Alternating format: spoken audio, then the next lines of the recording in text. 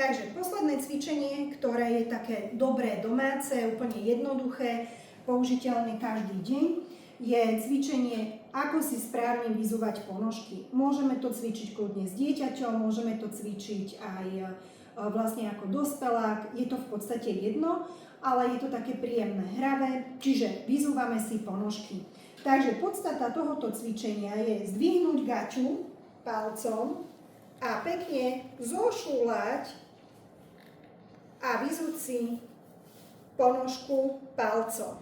Druhá noha to isté, zase vidíte, že palec pekne zaťažujem, vyzúvam sa a mám.